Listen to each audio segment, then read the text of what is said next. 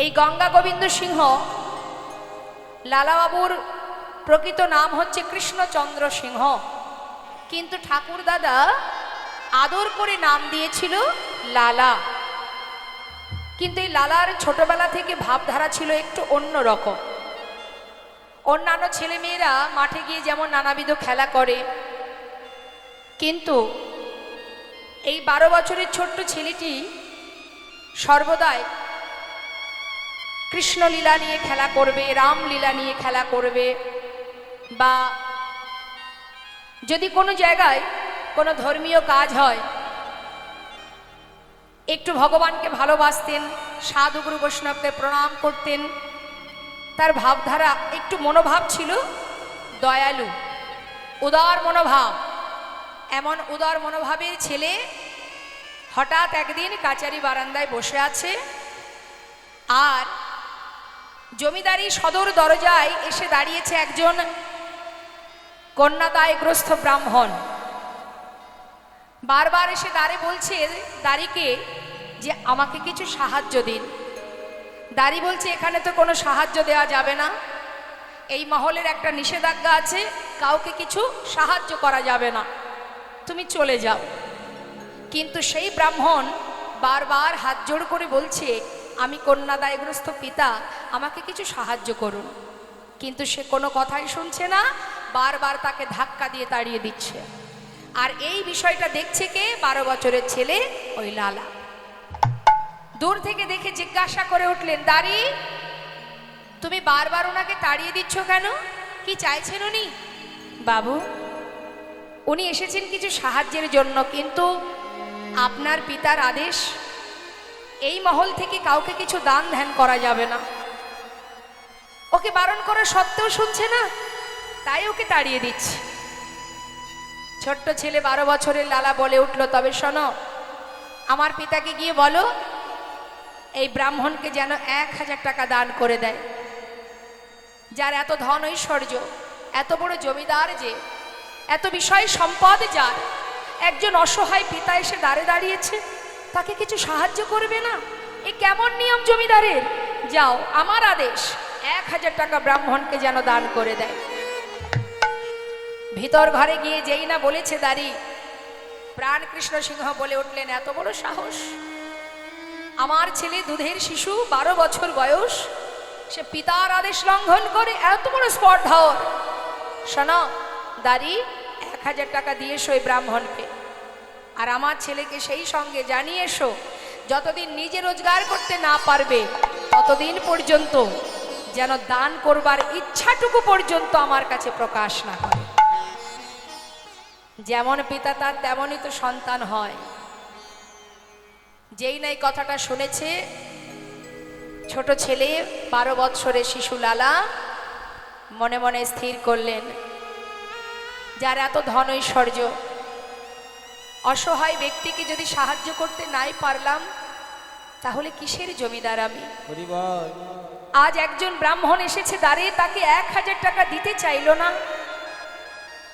এত বড় সম্পদের মালিক হয়ে তার মনের পরিচয় এত ছোট, আর আমি তার সন্তান। শোনো দাঁড়ি, তুমি আমার পিতাকে গিয়ে বলো আমি যতদিন রোজগার না করব ততদিন আমি আমার পিতৃ সম্পদ কাউকে দান করব না। স্থির করলেন, সেই দিন থেকেই মনে মনে ভেবে নিলেন যে কোনোদিন পিতার সম্পদ দান তো করবই না, আর আমি এমন পিতার মুখ আর দেখব না। সেই মুহূর্ত থেকেই 12 বছরের ছেলে লালা মুর্শিদাবাদ ত্যাগ করে বর্ধমান জেলায় একটা ফেরেশতা দাঁড়িয়ে 20 টাকা বেতনে কাজ করতে শুরু করে দিল। তারপর যত দিন যায়, যতই পিতা চেষ্টা করুক, আর ছেলেকে ঘরে ফেরাতে পারে না। সবাইকে দিয়ে বলে, জানা একবার আমার সন্তানকে ফিরিয়ে নিয়ে আয়, কিন্তু সে তো আর ফেরে না। যেমন পিতা তার তেমন সন্তান। প্রতিজ্ঞা করেছে এমন পিতার মুখ আমি দেখব না যার মন এত ছোট, কোনো দিন সেই মুখ আমি আর দেখব না। দেখতে দেখতে ছেলেও বড় হচ্ছে, আমার এদিকে বাবারও বয়স হচ্ছে। হঠাৎ প্রাণ কৃষ্ণ সিংহ শয্যাশায়ী হলেন, চলার শক্তি আর নেই। শয্যায় শুয়ে আছে, প্রভুর চরণ স্মরণ করে কাঁদছে আর বলছে, দয়াময়, জীবনে এমন একটা ভুল করেছি আমি, যে ভুলে আমি সব হারিয়েছি। এতদিন যে ধন ঐশ্বর্য আমার করে আমি ধরে রেখেছি, আজ আমি তোমার চরণে সব সঁপে দিলাম। হরি বল। এটা আমাদের মধ্যে কখন আসবে এই ভাবনাটা? যখন আমাদের সময় শেষ হয়ে যাবে। যতদিন ক্ষমতা থাকবে ততদিন যেন মনে হবে যা করেছে সব আমি করেছি। কিন্তু যেদিন অন্তিম সময় আসবে না বাবা, যেদিন আর চলতে পারবো না, যখন বাড়ির সকলে আমাকে অবহেলা করবে, সেদিন মনে হবে জীবনে যা কিছু করেছি সবই ভুল করেছি। শয্যায় শুয়ে শুয়ে প্রাণ কৃষ্ণ সিংহ কাঁদছে আর প্রভুর চরণ স্মরণ করে বলছে, দয়াময়, রক্ষা করো হে তুমি, হে ভগবান, হে জগতে সবই কিছু তোমারই তো দান। এ জগতে সব কিছু তোমারই তো দান। তুমি আছো হরি বিশ্ব চরাচরে,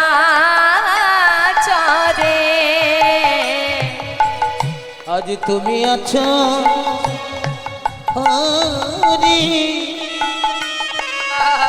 এই বিশ্ব চরাচরে।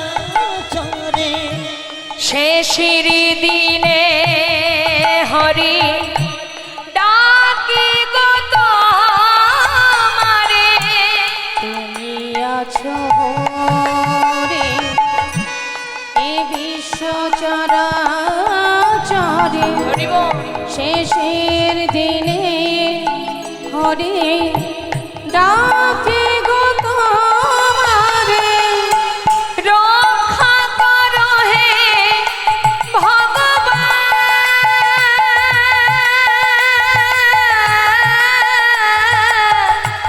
রক্ষা করো হে ভগবান, একবার রক্ষা করো হে ভগবান। একবার রক্ষা করো হে তুমি, হে ভগবান। বলো এ জগতে সব কিছু তোমারই তো দান। বলো এ জগতে সব কিছু তোমারই তো দান। প্রভুর চরণ স্মরণ করতে করতে প্রাণ পাখিটা উড়ে চলে গেল। যেই না প্রাণ পাখি উড়ে চলে গেল, সমস্ত এলাকাবাসী বর্ধমান জেলায় গিয়ে লালাকে বললেন, বাবু আপনি এবার ফিরে চলুন, যার প্রতি আপনার অভিমান ছিল, ক্ষোভ ছিল, সে তো চলে গেছে, এবার আপনি চলুন, না হলে জমিদারি রক্ষা হবে কি করে। সঙ্গে সঙ্গে সকলের অনুনয় বিনয় শুনে, সকলের অনুরোধে আবার লালা ফিরে এলো মুর্শিদাবাদ জেলায়। আসবার পর জমিদারি হিসাব নিকাশ বুঝে নিল। বুঝে নেবার পর উপযুক্ত বিবাহের বয়স হয়েছে বলে তাড়াতাড়ি করে সুকন্যার সন্ধান করে লালার বিবাহ হলো। বিবাহের পর স্ত্রীর নাম কি? কাত্যায়নী। সুখেই দিন কেটে যায়, জমিদারির সমস্ত কিছু দেখাশোনা করা, আর দেখতে দেখতে কয়েক বছর গেল, তার একটি পুত্র সন্তান হলো। ছেলের নাম দিল নারায়ণ। কি নাম দিল মা? ভগবানের নামে নাম দিল নারায়ণ। আর তার একটি পালিতা কন্যা, যার নাম হচ্ছে সুমতি। এই হচ্ছে সুখের সংসার, চারজন। কিন্তু হঠাৎ কিভাবে, কখন, কার ভিতরে কিভাবে ত্যাগের সৃষ্টি হয় কে বা জানে। শাস্ত্রে বলেন, সাধুসঙ্গ সাধুসঙ্গ সর্বশাস্ত্রে কয়, লব মাত্র সাধুসঙ্গে সর্বসিদ্ধি হয়। কিভাবে যে মানুষের পরিবর্তন হবে, কখন যে ত্যাগের সৃষ্টি হবে, কখন বৈরাগ্য আসবে, কেউ কিন্তু জানে না। লালা সুন্দরভাবে সংসার করছে, সুখের আনন্দে দিন কেটে যায়, জমিদারি রক্ষা হয়। কিন্তু হঠাৎ একদিন তার দ্বারে এসে দাঁড়ালো একজন ভিখারি। ভিখারি এসে চিৎকার করে বললেন, ভিক্ষাং দেহি। লালা স্বয়ং নিজে নেমে এলেন। নিজে নেমে এসে সে দাঁড়িয়ে জিজ্ঞাসা করলেন দরজার কাছে, ও ভিখারি, তুমি ভিক্ষা করো কেন? ভিখারি বললেন, বাবু, আমি কেন ভিক্ষা করি জানো? বাবু গো, বাবু গো, ও বাবু,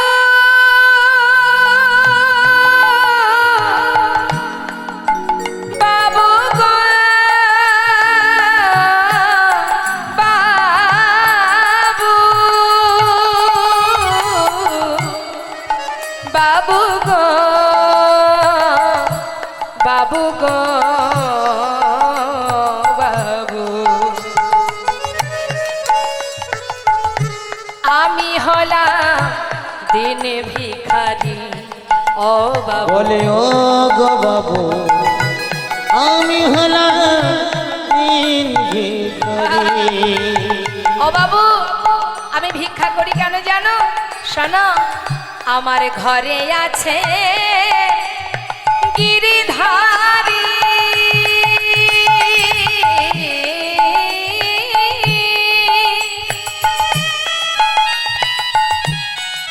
তাই দাঁড়ে দাঁড়ে আমি ভিক্ষা করি। আমার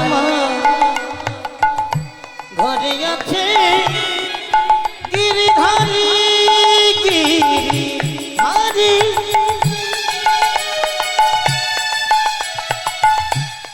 বাবু গো, বাবু,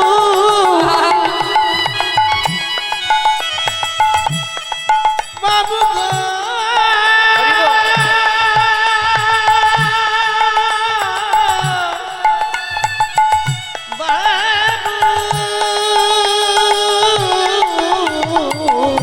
ঘরে আছে গিরিধারী, তাই দাঁড়ে দাঁড়ে ভিক্ষা করি। তারে সেবা দিয়ে পাই গো প্রসাদ। তার সেবা দিয়ে আমি পাই গো প্রসাদ। তারে সেবা দিয়ে পাই গো প্রসাদ। বাবু, এই তো আমার রীতি। আমি হলাম দিন ভিখারি। বলে ও গো বাবু, আমি হলাম দিন ভিখারি। বলে ও গো বাবু, আমি হলাম, আমি হলাম, আমি হলাম দিন ভিখারি। হরে কৃষ্ণ। কি করে মা ভিখারি? ভিক্ষা করে প্রভুর সেবা দিয়ে তারপরে সেবা করে, এই তার কাজ। যেই না শুনেছে লালাবাবু জমিদার বলে কথা, অনেক দামি দামি রত্নের একটা পুটুলি বেঁধে ভিখারিকে দিয়ে বলছে, ধরো, এতে কি আছে বাবু? অনেক দামি দামি রত্ন আছে, যাও, এগুলো তোমায় দিলাম, তুমি নিয়ে চলে যাও। এগুলো দিয়ে কি করব বাবু? কেন? আমার মতো তুমিও ধনী হয়ে যাবে। বেশ, তাহলে বাবু আমি আসি। এই বলে ভিখারি মাথায় করে সেই পুটুলিটা নিয়ে এক পা দু পা করে যাচ্ছে। বেশ কিছুটা পথ গেছে মা। যাবার পর দূরে এক জঙ্গলে সেই পুটুলিটা নিয়ে ছুঁড়ে ফেলে দিল। আর দূরে দাঁড়িয়ে লালা এই বিষয়টা দেখে চিৎকার করে বলে উঠলেন, ভিখারি, এত বড় সাহস তোমার! আমি যা কিছু তোমায় দিলাম তুমি ফেলে দিলে? কেন ফেলে দিলে? বাবু, আমাকে ক্ষমা করে দিন। আপনার দেয়া মূল্যবান সম্পদ আমি তো মাথায় করে নিয়েই যাচ্ছিলাম, কিন্তু হঠাৎ কে যেন আমার পিছন থেকে বলে উঠল, ওরে, এগুলো নিয়ে কোথায় যাচ্ছিস তুই? আচ্ছা, জমিদারের মতো তুইও বুঝি ধনী হতে চাস? কিরে, আমি তো তোকে কখনো বলিনি আমাকে ক্ষীর ননি মাখন এনে দে, আমাকে রাজভোগ এনে দে, আমি তো তোর কাছে কোনোদিন কিচ্ছু চাইনি। হ্যারি ভক্ত, দাঁড়ে দাঁড়ে ভিক্ষা করে যা পাস আমি তো তাতেই খুশি। এগুলো যদি তুই ঘরে ফিরিয়ে নিয়ে যাস, জানিস এই সম্পদের মধ্যে যদি একবার তোর মন ডুবে যায়, তুই যে গোবিন্দ ভুলে যাবি। যা, এগুলো নিয়ে যেতে হবে না, এগুলো ফেলে দিয়ে যা, ফেলে দে। বাবু, তাই তো আমি ফেলে দিয়েছি। বারবার যেন আমাকে বলছে, আই ভিখারি আই রে ফিরে, ভুলে যাস না মোহ ভরে। আয় ভিখারি আয় রে ফিরে, ভুলে যাস না মোহ ভরে। আই ভিখারি আই ভিখারি আই রে ফিরে, ভুলে যাস না মোহ ও তুই ভরে। আই ভিখারি, ও তুই আই ভিখারি, আই রে ফিরে, ভুলে যাস না মোহ ধরে। গোবিন্দ সেবার বেলা বয়ে যায়, গোবিন্দ সেবার বেলা বয়ে যায়। গোবিন্দ সেবার বেলা বয়ে যায়। বিদুরের খুদ যেমন, ওরে তোর ভিক্ষার অন্ন তেমন। ওই বিদুরের খোঁজ যেমন, তোর ভিক্ষার অন্ন তেমন। সেবা দিতে ভুল করিস নে আমার, সেবা দিতে ভুল করিস নে আমায়। ওরে আই ভিখারি আই রে ফিরে, আয় ভিখারি আয় রে ফিরে, আই ভিখারি আই রে ও তুই ফিরে, আই ভিখারি, আই রে ফিরে, ভুলে যাস না মোহ ভরে। আই ভিখারি আই রে ফিরে, ভুলে যাস না মোহ ভরে। আয় ভিখারি আয় রে সেবা ফিরে, দিতে ভুল করিস নে আমার। সেবা দিতে ভুল করিস নে আমায়। কথাটা কি বললেন মা? বিদুরের খুদ যেমন তোর ভিক্ষার অন্ন তেমন। ভগবান কখনো কাউকে বলেন না যে আমাকে ক্ষীর ননি মাখন এনে দে। ভক্ত যদি ভক্তি ভরে একটা তুলসী পত্র দিয়েও সেবা দেয়, ভগবান তাতেই সন্তুষ্ট। একদিন সেই কথা বলেছিলেন কে? দেবর্ষি নারদ জিজ্ঞাসা করেছিলেন, হে দয়াময়, জগতের জীব যে তোমাকে ডাকবে, কিভাবে ডাকলে তুমি তার ডাকে সাড়া দেবে? প্রভু বলেছিলেন, শোনো দেবর্ষি, কেউ যদি ভক্তি ভরে আমাকে একটা ফুল দিয়ে ডাকে, আমি তার ডাকে সাড়া দেব। দয়াময়, তার কাছে যদি ফুল না থাকে, ভগবান বললেন কোনো দুঃখ নেই, কেউ যদি একটা তুলসী পত্র দিয়েও আমাকে ডাকে, আমি তার ডাকে সাড়া দেব। আচ্ছা প্রভু, সেই ভক্তের কাছে যদি তুলসী পাতাও না থাকে? প্রভু বললেন তাতেও দুঃখ নেই, কেউ যদি আমাকে এক গণ্ডূষ গঙ্গা জল দিয়ে ডাকে, আমি তাতেই সাড়া দেব। হে প্রভু, যদি তার কাছে গঙ্গার জলও না থাকে? প্রভু বললেন তাতে আর দুঃখ কেন? এই জগতের কোনো কিছুই যদি না থাকে তাতে কোনো দুঃখ নেই। আমি তো আমার প্রত্যেকটি সন্তানকে দুটি করে নয়নে দিয়েছি। হরিবল হরিবল। একটাই দিয়েছি গঙ্গা, একটাই দিয়েছি যমুনা।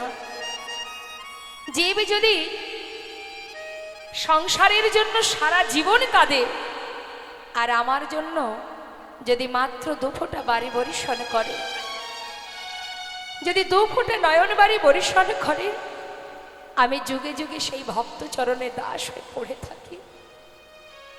কেউ যদি আমাকে ডাকার মতো ডাকে, সারা জীবন ধরে ডাকতে হয় না, আমি যুগে যুগে সেই ভক্ত চরণে দাস হয়ে পড়ে থাকি।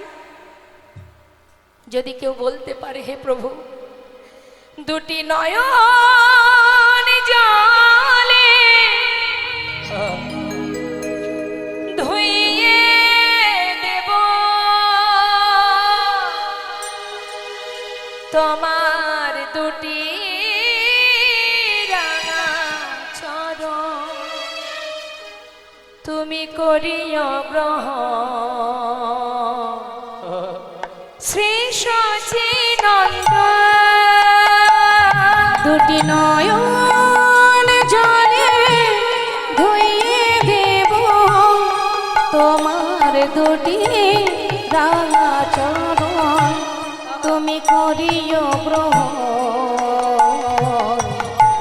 শ্রী সচিনন্দন দুটি নয়ন জলে ধুইয়ে দেব দুটি রাঙা চরণ তুমি করিও গ্রহণ শ্রী সচিনন্দন দুটি নয়ন জলে ধুইয়ে দেব তোমার দুটি রাঙা চরণ করিও গ্রহণ শ্রী সচিনন্দন শ্রী সচিনন্দন না জানি ভজন না জানি ভজন আমি না জানি ভজন না জানি পূজা কোনে কোনে পাব তোমার রাঙা চরণ আমি না জানি ভজন না জানি পূজন কোন গুণে পাব ও দুটি চরণ দুটি নয়নের জল বহে অবিরাম। দুটি নয়নের জল বহে অবিরাম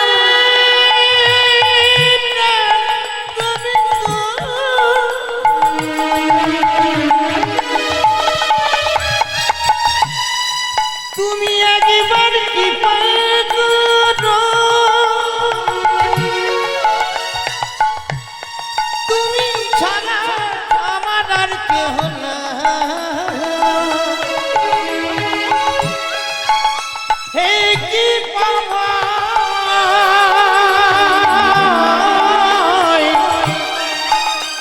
করুণা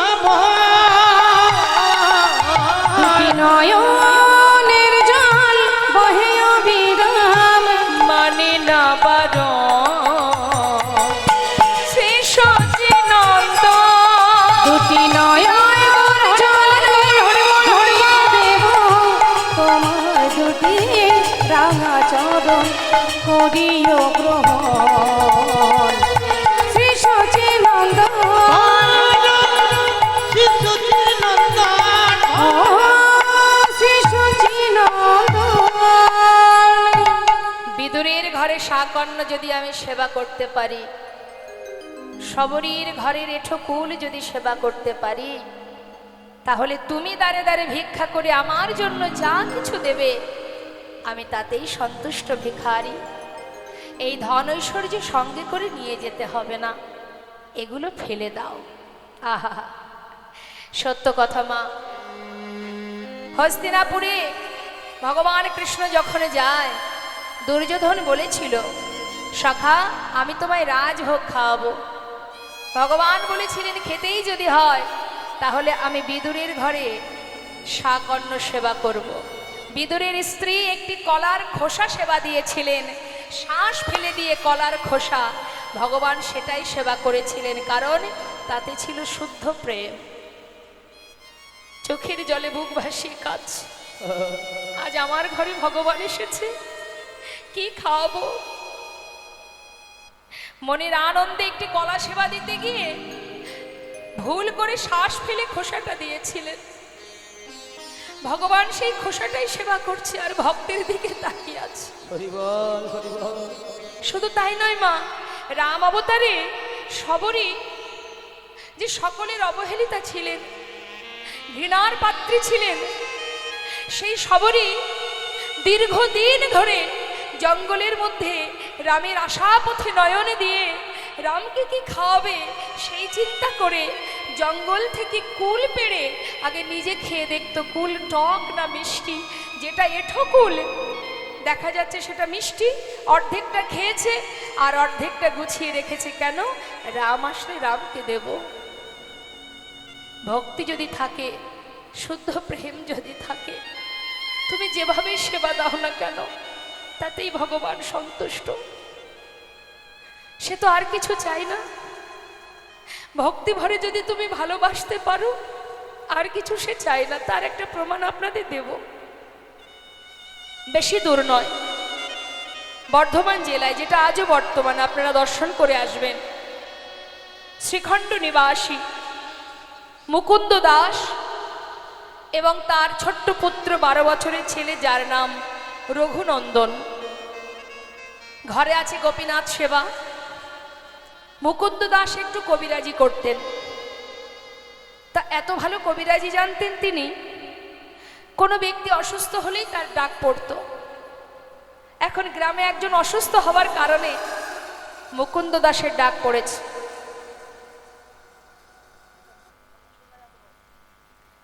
যেই না মুকুন্দ দাসের ডাক পড়েছে, মুকুন্দ দাস চিন্তায় মগ্ন, আমি কি করব।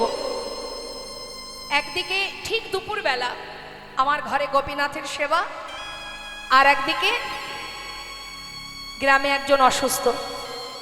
আমি একা মানুষ, কোন দিকে যাই? মুখে হাত দিয়ে চিন্তা করছি। 12 বছরের ছেলে, আমাদের অনেকেরই ঘরে আছে মা। ছোট্ট সন্তান এসে জিজ্ঞাসা করছে, বাবা তুমি কি কিছু ভাবছো? হ্যাঁ, আমি একটু চিন্তা করছি। কি চিন্তা করছো আমাকে বলো। বাবা আমি বড় বিপদে পড়েছি, একা মানুষ, কোন দিকে যাই? কি হয়েছে বলো। গ্রামে একজন অসুস্থ, সেখানে আমাকে যেতেই হবে। আবার একই সময়ে ঘরে আমার গোপীনাথ, তার সেবা, আমি কোন দিকে যাই বল।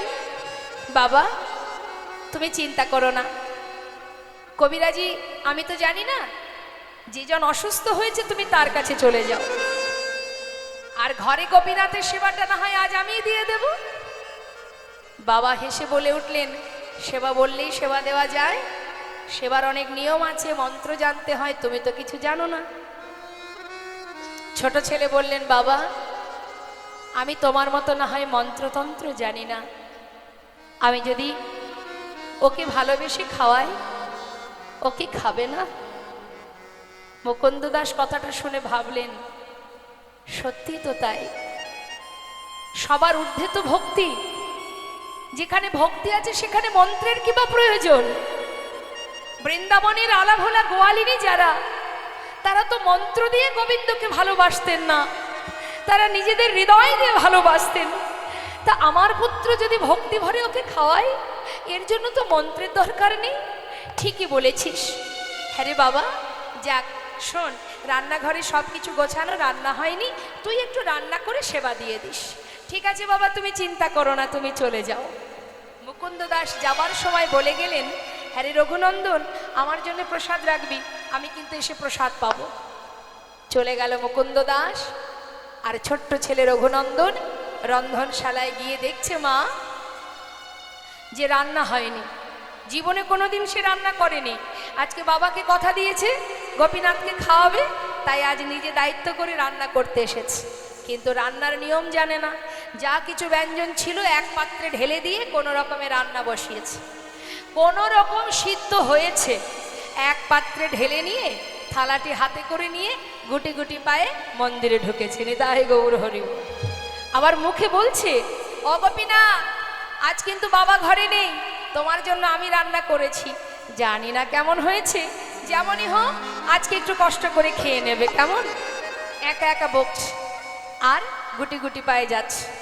মন্দিরের ভিতরে গিয়ে পাতা আসনে সম্মুখে থালাটি রেখেছে, রেখে এবার ডাকছে, গোপীনাথ, ও গোপীনাথ, শিগগিরই এসো। জানো আজ আমি রান্না করেছি তোমার জন্য, কোনোদিন করিনি গো, আজই প্রথম। জানি না, নিশ্চয়ই ভালো হবে না, তুমি একটু কষ্ট করে খেয়ে নাও, কেমন? বাবা কাল এসে ভালো করে রান্না করে খাও। সে কিন্তু জানে না যে এটা পাথরের বিগ্রহ। সে জানে আমি যেমন বাবার সন্তান, ও আমার বাবার সন্তান। দায়িত্ব নিয়েছে যখন, বারবার ডাকছে, আসছে না। মনে মনে চিন্তা করছে, কি ব্যাপার, আসছে না কেন? এত করে ডাকছি, বাবা ঘরে নেই বলে আসবে না? তা তো হবে না। শোনো গোপীনাথ, আমি অনেক কষ্ট করে রান্না করেছি, এসো না, একবার এসে খেয়ে নাও, শিগগিরই এসো। তাও আসছে না। চিন্তা করছে, কি হলো, তবে কি আমার কোনো ভুল হয়ে গেল? চারিদিকে দেখছে, ঘুরে ঘুরে দেখতে দেখতে হঠাৎ চোখে পড়ে গেল কি দরজা খোলা আছে। ও বুঝেছি বুঝেছি, বাবা যখন তোমাকে খেতে দেয় দরজা বন্ধ করে খেতে দেয়, দাঁড়াও দাঁড়াও, দরজাটা বন্ধ করে আসি। আবার দরজাটা বন্ধ করে দিল। গোপীনাথ এবার তো এসো, তাও আসছে না। আপনারা তো ভগবানের সেবা দেন, আসে ভগবান? আসে না কেন বলুন তো? আমরা তাকে চিত্রপট ভেবে ভালোবাসি, চিত্রপট বিগ্রহ এই ভেবেই সেবা দিই, নিজের জন ভেবে তো সেবা দিই না। আজ বারবার ডাকা সত্ত্বেও আসছে না, কিন্তু ছেলে কি করলেন? রেগে গেলেন। কি ভাবছো তুমি, আসবে না? আমি এত করে ডাকছি, তুমি আসবে না? আমার কি কষ্ট হয় না? কখন থেকে ডাকছি, তুমি শুনতে পাচ্ছ না? শোনো গোপীনাথ, ভালো করে শুনে নাও। আমি যখন না খাই, আমার বাবা আমাকে লাঠি দিয়ে মেরে মেরে খাওয়ায়। তুমি যদি ভালো চাও চলে এসো, তা না হলে এই কথাটা বলে ছুটে গিয়ে মন্দির থেকে বাইরে বেরিয়ে একটা লাঠি জোগাড় করে নিয়ে ঠাকুরের সম্মুখে ধরলেন। গোপীনাথ যদি ভালো চাও চলে এসো, আর তা না হলে আমার হাতে কি দেখতে পাচ্ছ? এই লাঠি দিয়ে না আমি তোমাকে মেরে মেরে নিয়ে আসবো। প্রভু আর দূরে থাকতে পারছে না, মনে মনে চিন্তা করছে, ভক্ত এতদিন এই ঘরে আছি আমি, কোনোদিন কেউ আমাকে এমন করে ভালোবাসেনি। মন চাইছে কখনো তোমার কাছে ছুটে যাব, কিন্তু কেন জানি না যেতে পারছি না। কোনো জোরে বলছে, ও গোপীনাথ একবার এসো না, আমার কি কষ্ট হয় না? কখন থেকে ডাকছি তোমায়, একবার এসে খেয়ে নাও। ভগবান আর থাকতে পারছে না মা, পাথরের মধ্যে আর থাকতে পারছে না। বিগ্রহ থেকে সচল মূর্তি ধারণ করে পাতা আসনে এসে বসেছে।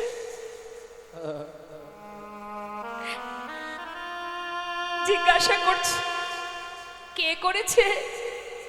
আমি রান্না করেছি। মনে মনে ভাবছে, দেখেছো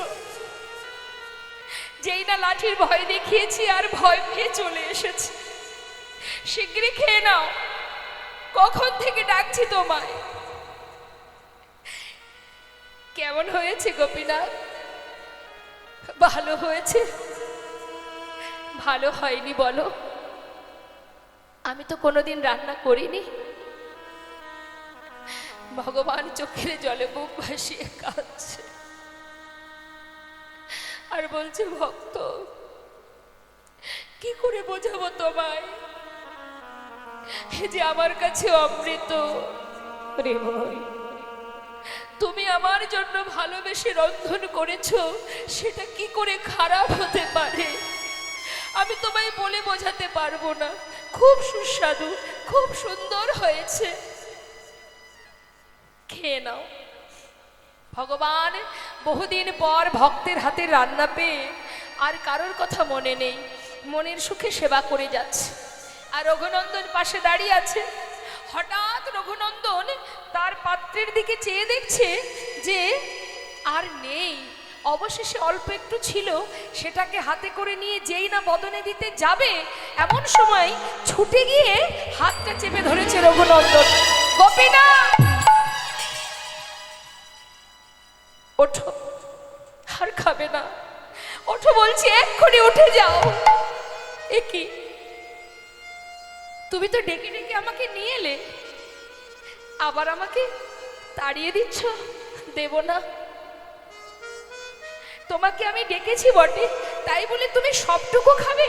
তুমি জানো না আমি যা কিছু রান্না করেছি সবই তো তোমায় দিয়েছি, এখনো আমি খাইনি, আমার বাবা খাইনি। আমাদের জন্য একটু রাখবে না? পুরোটাই তুমি খেয়ে নেবে। প্রভু বলে উঠলেন, দেখো জানো রঘুনন্দন, এতদিন পর না তোমার হাতে রান্না পেয়ে আজ আর আমার কারোর কথা মনে ছিল না। ঠিক আছে, আমার হাতে যেটুকু আছে এটুকু আমি তোমার জন্য রেখে গেলাম। বেশি তো ছিল না মা, যেটুকু ছিল নিজে সেবা করে সুন্দর করে থালাটি ধুয়ে তুলে রেখেছে। যথাসময়ে মুকুন্দ দাস ঘরে ফিরেছে, গ্রামের কাজ সেরে ঘরে ফিরেছে। জিজ্ঞাসা করছে, রঘুনন্দন বলো বাবা, কিরে ঠিকঠাক সেবাটা দিয়েছিস তো? হ্যাঁ বাবা, তোমার চিন্তা নেই। আচ্ছা, আমার বড় কাজটা তুই করে দিয়েছিস, এবার আমাকে একটু প্রসাদ দে তো, খুব খিদে পেয়েছে। জানো বাবা, আজ আর প্রসাদ নেই। প্রসাদ নেই কেন? প্রসাদ কি হলো? কোনো ভক্ত এসেছিল নাকি ঘরে? না না, কেউ আসেনি। তোমার ওই গোপীনাথই তো সব খেয়ে নিচ্ছিল। ভাগ্যিস আমি হাতটা ধরেছিলাম, আমার জন্য একটুকু রেখেছিল, সেটা আমি খেয়ে নিয়েছি। মুকুন্দ দাস মনে মনে ভাবছে, এটা কি করে সম্ভব? প্রতিদিন তো আমি তাকে সেবা দিই, কোনোদিন তো সে সেবা করে না। আর আজ আমি ঘরে নেই, আজই খেয়ে নিল?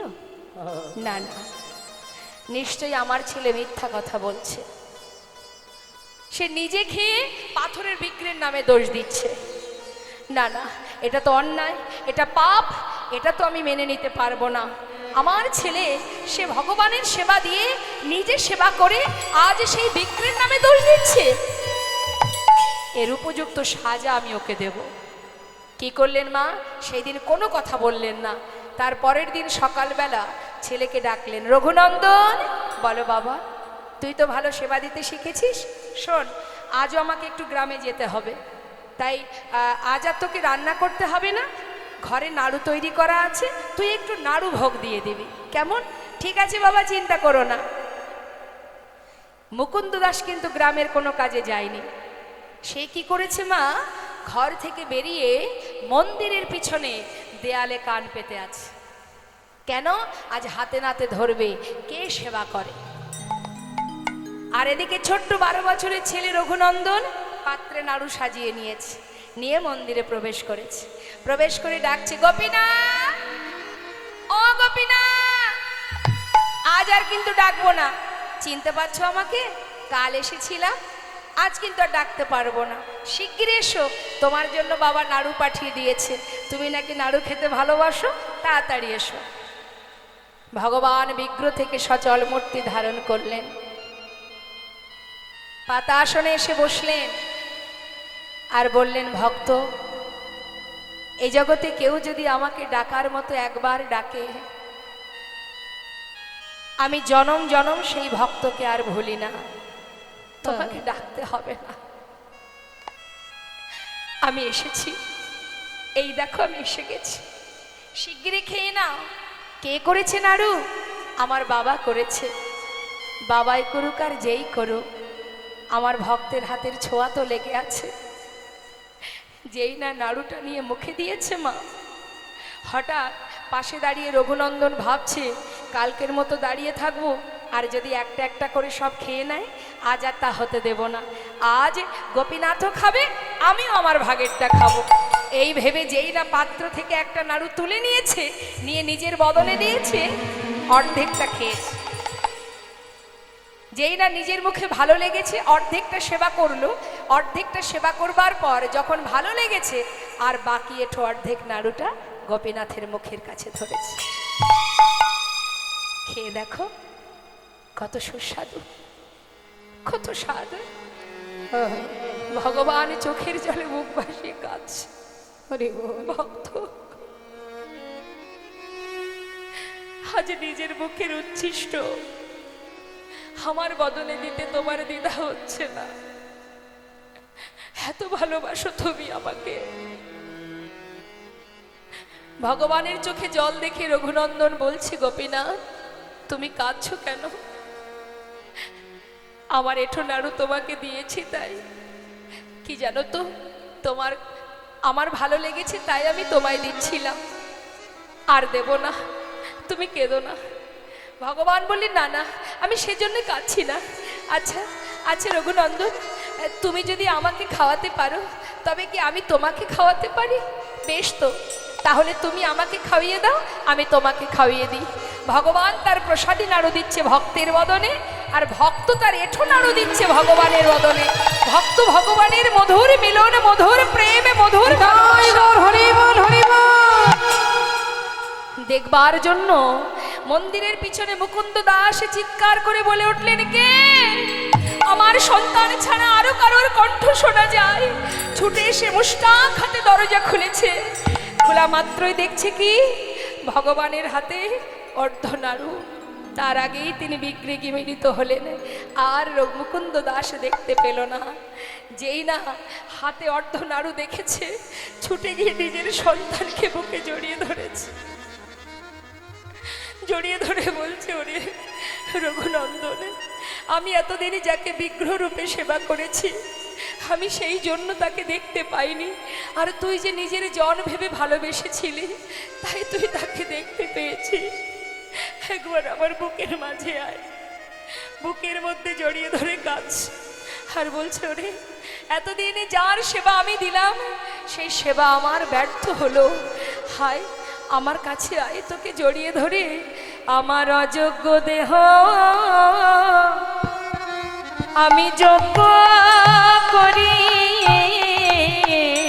এতদিনের অযোগ্য দেহ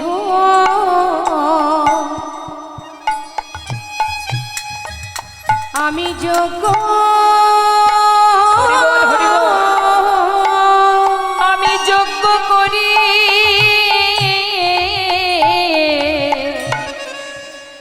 তোর মতো ভক্ত সন্তানে আমি জড়াইয়ে ধরে আমার অযোগ্য দেহ আমি যোগ্য করি। তোর মতো ভক্ত সন্তানে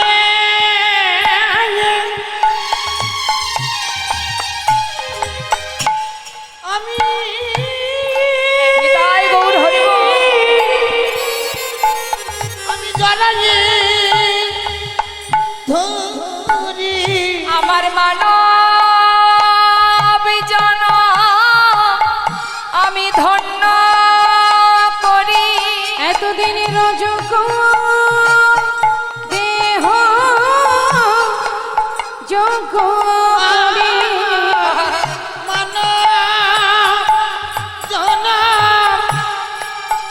ধন্য করি তোর মতো ভক্ত সন্তানে জড়াইয়ে ধরে এতদিনের অযোগ্য দেহ আমি যোগ্য করি।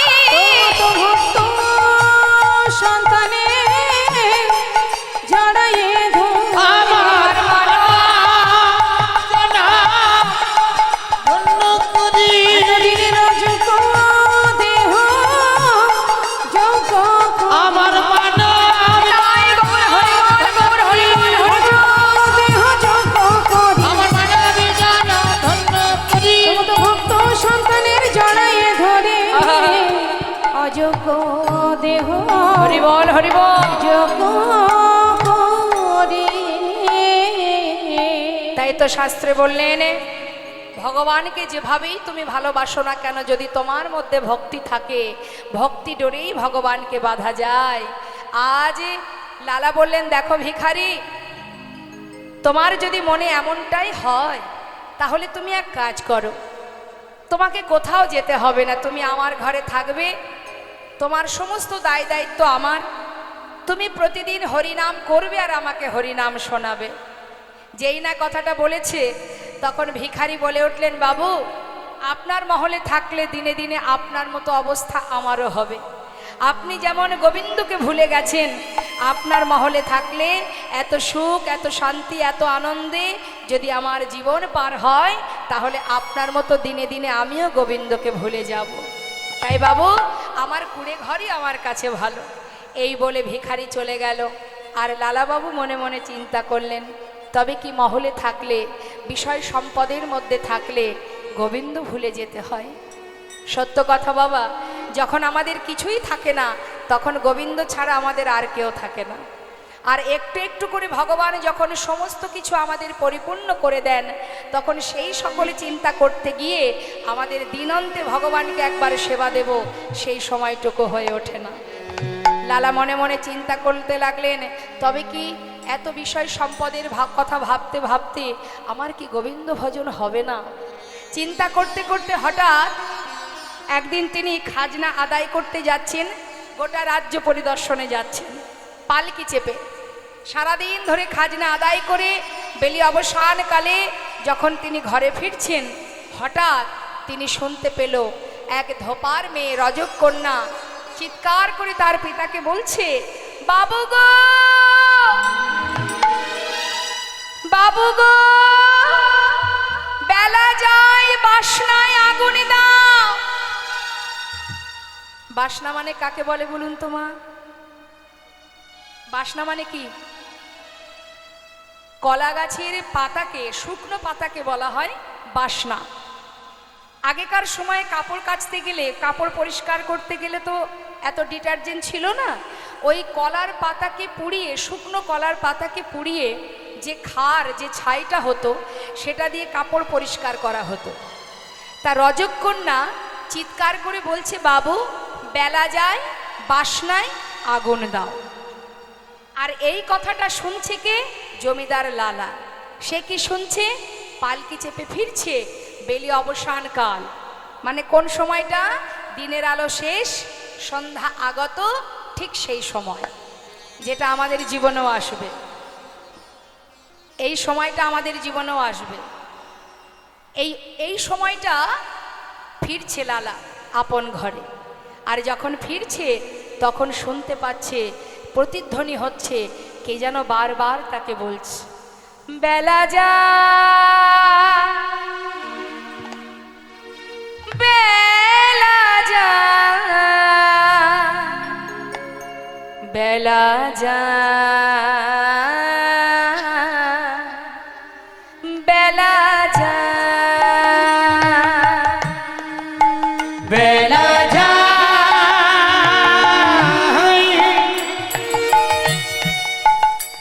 বেলা যায়, যায়, যায়, হরি বল, হরি বল। বেলা যায়, বেলা যায়, বেলা যায়, বেলা যায়, বেলা যায়, বেলা যায়, বেলা যায়, বেলা যায়, বেলা যায়, বেলা যায়। বেলা গেল, সন্ধ্যা হলো, বেলা গেল,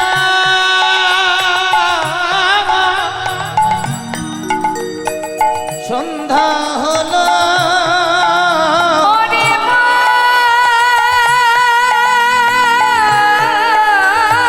রে,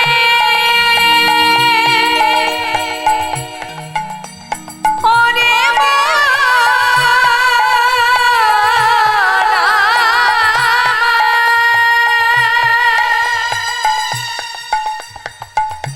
ওরে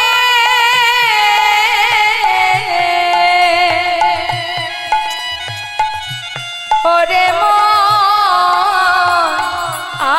আমার, ওরে মন, মন, মন, ভেবে দেখো কেউ কারো নাই, শুধু নামে যাবি আর প্রাণ যাবি। হরি বল, হরি বল। তোমরা একেবারে ভজ, ভজ আমার কৃষ্ণ ভজ,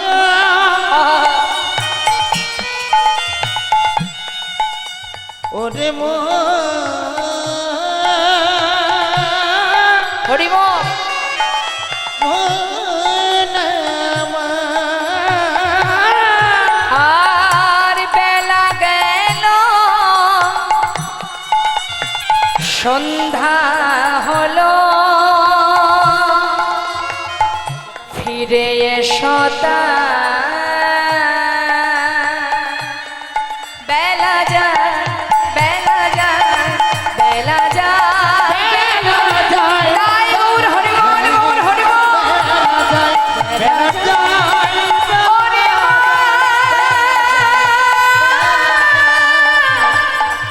মন আমার, ওরে মন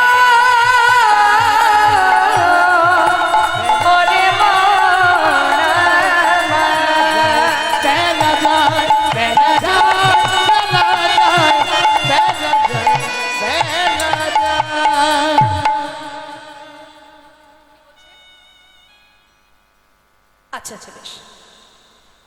তো মা পালকি চেপে যখন ফিরছে, পালকি চেপে যখন ফিরছে শুনতে পেল কি, বারবার শুনছে বেলা যায় বেলা যায় বেলা যায়। এমন সময় পালকি থেকে বেয়ারাকে বলে একটু পালকি থামাও। যেই না পালকি থামালো, এক পা দুপা করে সেই রজকন্যার সামনে এসে দাঁড়ালেন জমিদার। এসে বলছে, হ্যাঁ রে মা, তুই কি যেন একটা বললি, আর একবার বল। ভয়ে ভীত হয়ে ঠক ঠক করে কাঁপছে রজকন্যা। জমিদারকে দেখে ভয়ে ভীত হয়ে বলছে, বাবু আমি তো আপনাকে কিছু বলিনি। না না মা, তুই যেন কি বললি, আর একবার বল।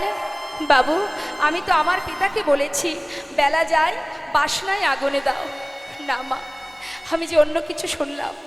তুই যেন বারবার বললি বেলা যায় বাসনায় আগুনে দাও, বেলা যায় বাসনায় আগুনে দাও, বেলা যায় বাসনায় আগুনে দাও। ঠিকই বলেছিস মা, ঠিকই বলেছিস। কামনা বাসনার পিছনে ছুটতে ছুটতে আমার যে জীবনে বেলা বয়ে যায়, আর জানি না কতটুকু সময় আছে। মা তুই যে আজ আমার চৈতন্য দান করলি, আমার চেতনা দান করলি, আজ আর আমি থাকবো না, এবার চিরতরে বিদায় নেব আমি। ছুটতে ছুটতে ঘরে ফিরে এসে তার পালিতা কন্যাকে বলছে, সুমতি বলো বাবা, আমার সারা গায়ে একটু কৃষ্ণ নাম লিখে দে না। বাবা কি হয়েছে তোমার? হঠাৎ খাজনা আদায় করে ফিরে এলে, হঠাৎ করে সারা গায়ে কৃষ্ণ নাম, কি হয়েছে আমায় বলো। মা আমি আর থাকবো না, আজ পর্যন্ত যা কিছু আমি করেছি সব কিছু তোদের জন্য রেখে দে, আমাকে বিদায় দে মা, আমি চলে যাই। বাবা কোথায় যাবে তুমি? এমন করে কোনোদিনও তো তুমি এমন কথা বলনি, আজ হঠাৎ কি হয়েছে তোমার আমার বলো না, কি হয়েছে তোমার? কেন তুমি সারা গায়ে কৃষ্ণ নামে লিখে নিতে চাইছো? কোথায় যাবে তুমি? মা আমি কোথায় যাব জানিস? তবে শোন, যাব রে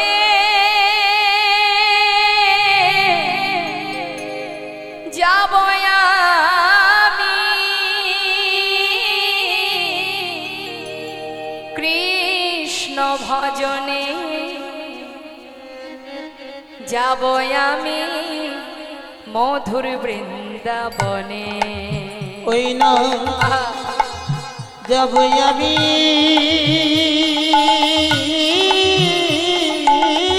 হরিবল হরিবল। ওই না যাব আমি মধুর বৃন্দাবনে, যাব রে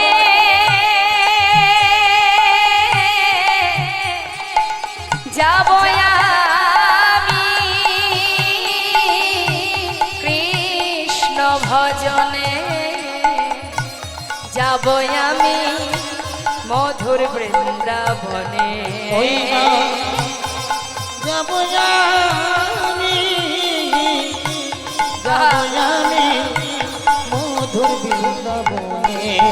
ওরে রইল সাধে জমিদারি, রইল এ ঘর বাড়ি, রইল স্বাধীন জমিদারি, রইল এ ঘর বাড়ি, বৃন্দাবনে চলে যাব সব কিছু ছাড়ি। বৃন্দাবনে চলে যাব সব কিছু ছাড়ি, সাজায়ে দে কৃষ্ণদা মনে আমার এই অভিলাষ, সাজায়ে দে কৃষ্ণ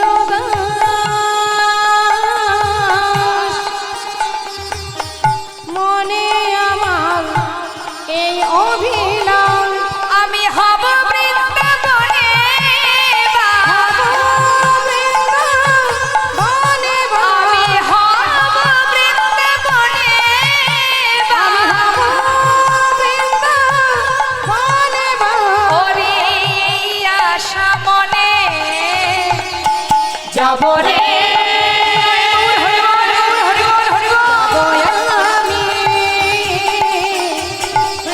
কৃষ্ণ ভজনে ওই নাই যাব আমি আহা, মধুর বৃন্দাবনে।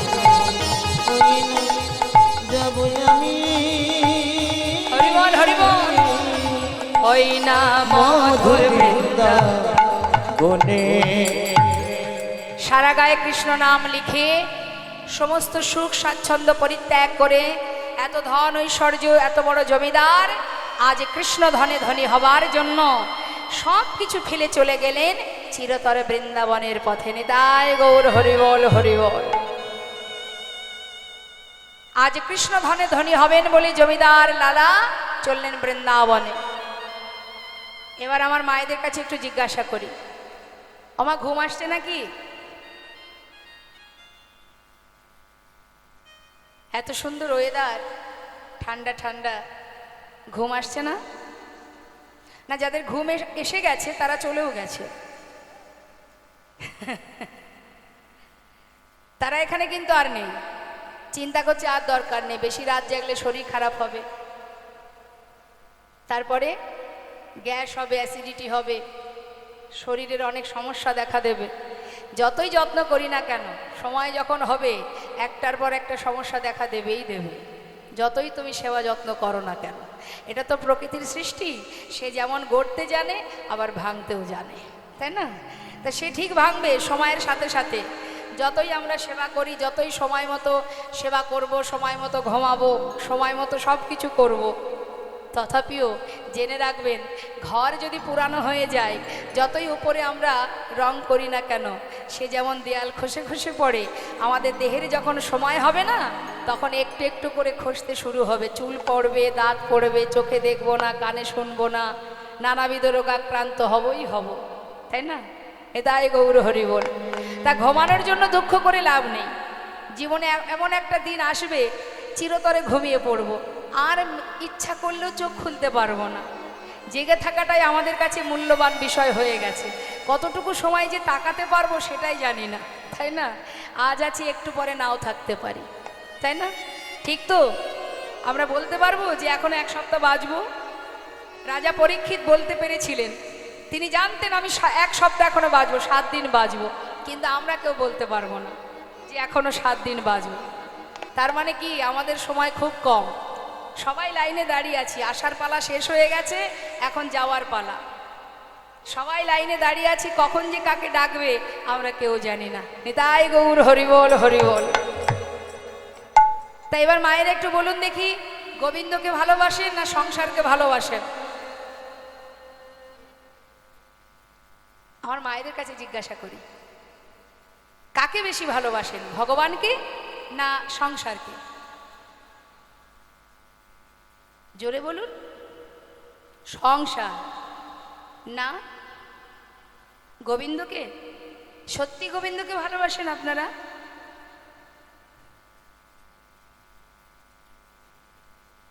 গোবিন্দকে যখন আপনারা বলছেন যে বেশি ভালোবাসেন, তাহলে আজকে কীর্তনের পর এই কীর্তন শেষ হয়ে গেলে আর কিন্তু কেউ বাড়ি ফিরে যাবেন না, সোজা বৃন্দাবনে। কি ঠিক যাবেন তো? মনে মনে ভাবছেন আগে লীলা তো শেষ হোক তারপর দেখছি। যতই আমরা বলি না কেন যে আমরা ভগবানকে ভালোবাসি, কিন্তু তার থেকে বেশি ভালোবাসি আমরা সংসারকে। তাই এখনো সংসারে পড়ে আছি, ত্রিতাপ জ্বালা ভোগ করছি। আর যারা প্রকৃত ভগবানকে ভালোবাসে তারা কেউ সংসারে নেই। যেমন সরগোস্বামী, এই লালাবাবু, নামাচার্য শিলা ঠাকুর হরিদাস, কত ভক্তের কথা বলবো যারা সব ত্যাগ করেছে। এই সরগোস্বামী কেউ কিন্তু গরিব ছিল না, কাঙাল ছিল না, বড় বড় জমিদার ছিল, মন্ত্রী ছিল।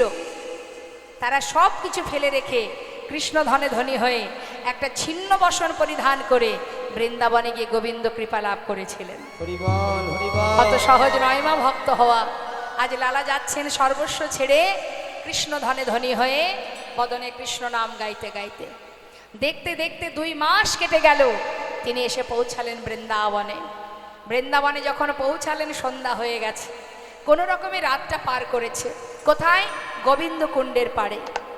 রাত্রি যেই পার হলো, সকাল হতে না হতে দেখছে ব্রজমাইরা মাথায় করে ডালা সাজিয়ে সবাই এক সারিতে যাচ্ছে।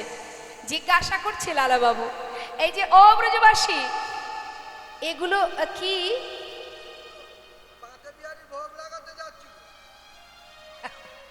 মাথায় এগুলো কি পসরা? আর তোমরা যাচ্ছ কোথায়? বাঁকে বিহারীর মন্দিরে। হ্যাঁ, আমি এখানে প্রথম, আমি আগে কখনো আসিনি। দেখো আমি তো ঠিকঠাক রাস্তাঘাট চিনি না, তোমার সঙ্গে আমাকে একটু নিয়ে যাবে? ব্রজমাইরা বলছে, কেন নিয়ে যাব না, চলো সবাই আমরা যেমন যাচ্ছি আমাদের পাছু পাছু এসো। তবে হ্যাঁ, আমরা যে নাম গাইতে গাইতে যাব, তুমিও কিন্তু সেই নাম গাইতে গাইতে যাবে। কি নাম? রাধে রাধে রাধে রাধে রাধে রাধে রাধে বল বল বল বল। রাধে রাধে রাধে রাধে রাধে রাধে বল বলো। রাধে রাধে রাধে রাধে রাধে রাধে বল, রাধে রাধে রাধে রাধে রাধে রাধে বলো রাধে রাধে বলো, রাধে রাধে রাধে রাধে রাধে রাধে বল। রাধে রাধে রাধে রাধে রাধে রাধে বল। হে রাধে রাধে রাধে রাধে রাধে রাধে বল। রাধে রাধে রাধে রাধে রাধে রাধে বল। হে রাধে রাধে রাধে রাধে রাধে রাধে বল, রাধে রাধে রাধে রাধে রাধে রাধে রাধে রাধে বলো, রাধে রাধে রাধে রাধে রাধে রাধে বল। রাধে রাধে রাধে রাধে রাধে রাধে বল। পিছন দিকে কে যাচ্ছে মা? পিছনে কে? লালা বাবু, তিনি কি গাইছেন? কৃষ্ণ কৃষ্ণ কৃষ্ণ কৃষ্ণ কৃষ্ণ কৃষ্ণ বল। কৃষ্ণ কৃষ্ণ কৃষ্ণ কৃষ্ণ কৃষ্ণ কৃষ্ণ বল। বলো কৃষ্ণ কৃষ্ণ কৃষ্ণ বলো, কৃষ্ণ কৃষ্ণ বলো, কৃষ্ণ কৃষ্ণ বলো, কৃষ্ণ কৃষ্ণ কৃষ্ণ কৃষ্ণ কৃষ্ণ কৃষ্ণ বল। কৃষ্ণ কৃষ্ণ কৃষ্ণ কৃষ্ণ কৃষ্ণ কৃষ্ণ বল। এই, এ নাম করছো কেন? এ নাম বৃন্দাবনে চলে না। বলো কি, কৃষ্ণ নাম বৃন্দাবনে চলে না?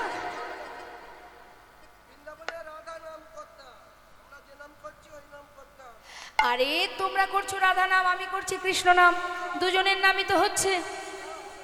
হবে না? রাধা নামই করতে হবে? তা কি করে হয়? একজনের নাম করবো আর একজনের নাম করব না? তাহলে এক কাজ করি, তোমাদের কথাও থাক আমার কথাও থাক, দুয়ে মিলে একসঙ্গে রাধে কৃষ্ণ রাধে কৃষ্ণ রাধে কৃষ্ণ রাধে কৃষ্ণ বল। রাধে কৃষ্ণ রাধে কৃষ্ণ রাধে কৃষ্ণ বল। রাধে কৃষ্ণ রাধে কৃষ্ণ বলো, রাধে কৃষ্ণ বলো, রাধে কৃষ্ণ রাধে কৃষ্ণ রাধে কৃষ্ণ বল। রাধে কৃষ্ণ রাধে কৃষ্ণ রাধে কৃষ্ণ বল। আহা বৃন্দাবন কি! মায়েরা হাত তুলুন, হয় রাধে কৃষ্ণ বলবেন আর নাই রাধে রাধে বলবেন। বাবারা সবাই একসঙ্গে দুবাহু তুলে আস্তে আমি বলবো এক একটি জায়গার নাম, আর আপনারা রাধে রাধে বলবেন। কেমন? বৃন্দাবন কি, যমুনা মাই কি, রাধা কুণ্ড কি। আর একটু জোরে হবে না? হবে তো? বাবাদের কণ্ঠ কিন্তু মোটেও শুনতে পাচ্ছি না, একটু জোরে জোরে। কেমন?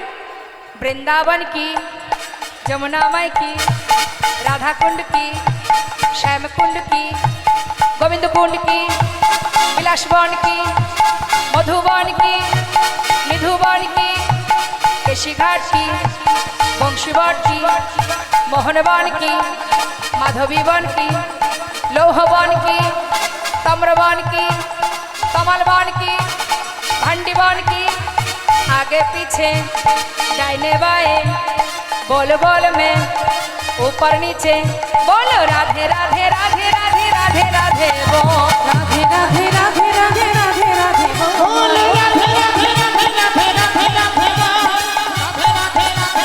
राधे राधे बोल। हे राधे राधे राधे राधे राधे राधे बोल। राधे राधे राधे राधे राधे राधे बोल। राधे राधे राधा रानी की राधे राधे राधे राधे राधे राधे बोल। राधे राधे राधे राधे राधे राधे बोल। राधे राधे राधे राधे राधे राधे बोल। राधे राधे राधे राधे राधे राधे बोल। राधे राधे राधे राधे राधे राधे बोल। प्रेम से बोलिए बांके बिहारी लाल की। কোথায় এলাম আমরা?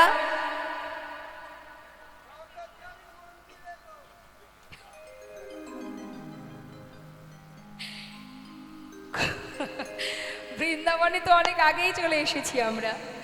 এখন আমরা কোথায় আছি? বাঁকে বিহারীর মন্দিরে।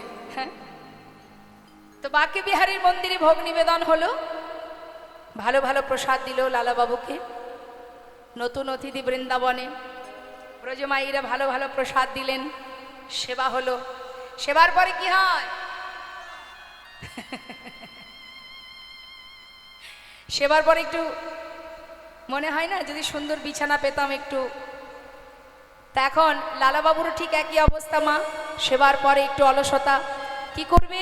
ওই গোবিন্দকুণ্ডের পাড়ে গিয়ে সুন্দর করে ওই বালির ওপরে যেই না শুতে যাবে, হঠাৎ একটু ঠিকঠাক ঘুম হচ্ছে না বলে তাড়াতাড়ি করে কি করেছে, যেহেতু জমিদার ছিল তো, জমিদারের সুখ স্বাচ্ছন্দ্য এখনো পুরোপুরি মুছে যায়নি।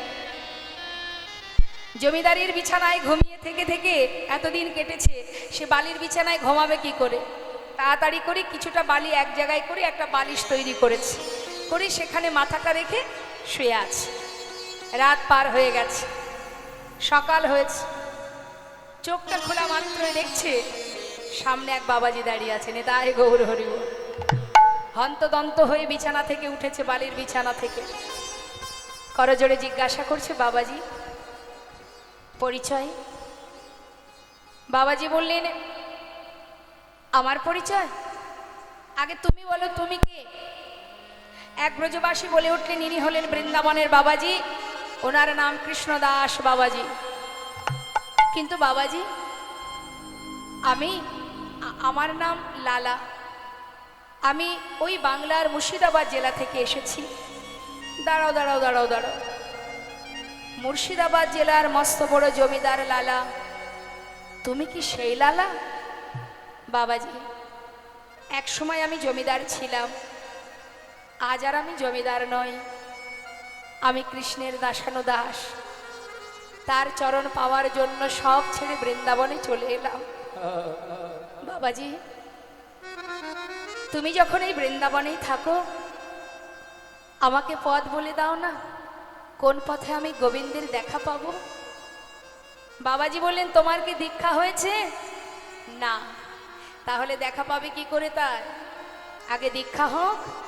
বাবাজি এটাই যদি হয়, তাহলে দীক্ষা নেবার জন্য আমি আর কোথায় যাব?